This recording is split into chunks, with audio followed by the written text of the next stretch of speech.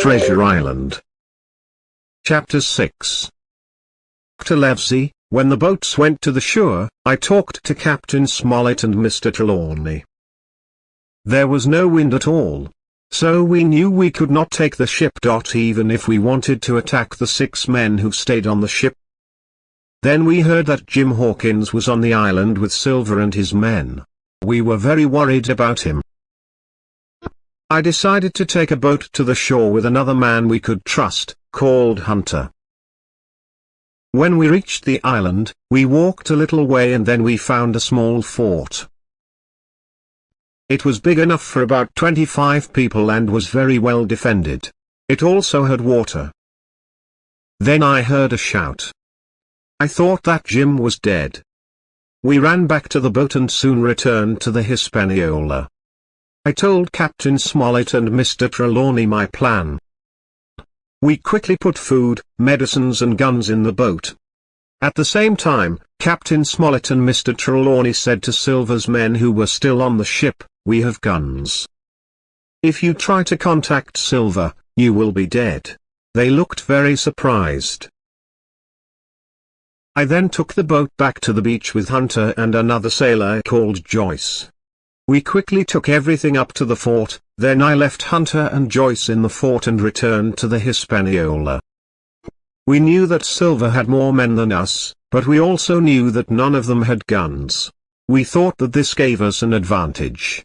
On the Hispaniola, Trelawney helped me to put food and more weapons into the boat. Then we called for Captain Smollett, Redruth and a good sailor called Abraham Gray, and they climbed into the boat with us. Our journey back to the island was more difficult than the others.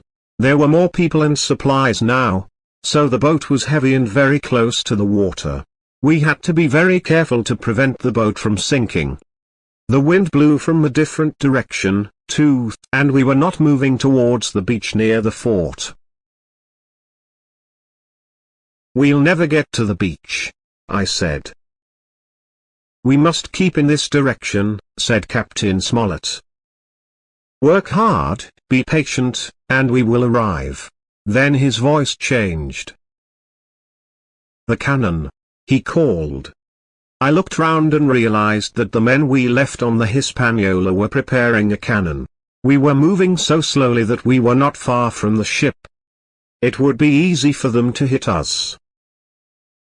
Trelawney stood up with a gun and fired at the pirates, and one of them fell.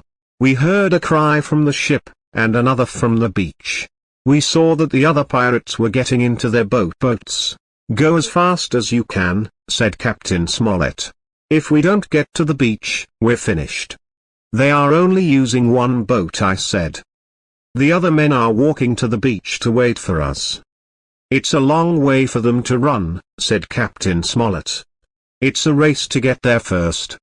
We moved fast, and the wind was not so strong near the beach.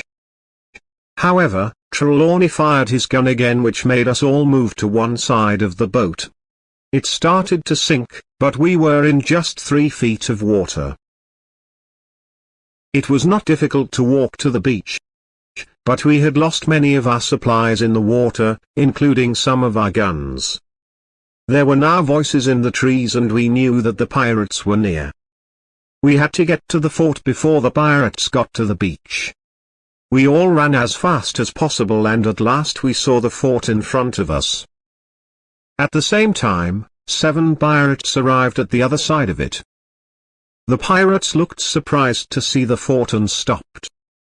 This gave us time to fire our guns, and they quickly turned and ran into the trees behind them.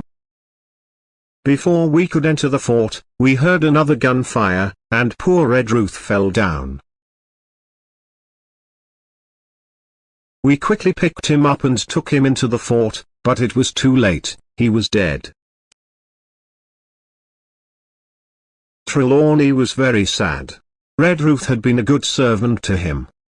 Captain Smollett put up a flag inside the fort and counted the supplies, then he asked me, "How long will we have to spend on this island?" In England, I told blandly that if we were not back by August, to come and find us, I explained. "We need the supplies that were lost in the sea," said Captain Smollett. Without them, we have enough supplies until July only. At that moment, we heard gunfire and the fort was nearly hit. They can see the flag, said Trelawney. We should take it down. No, said Captain Smollett. We keep the flag. It will show the pirates that we are not frightened of them.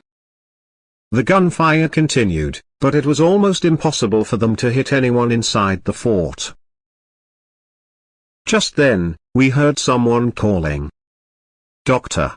Mr. Trelawney. Captain. Are you there? I ran to the door of the fort and I found Jim Hawkins, safe and alive.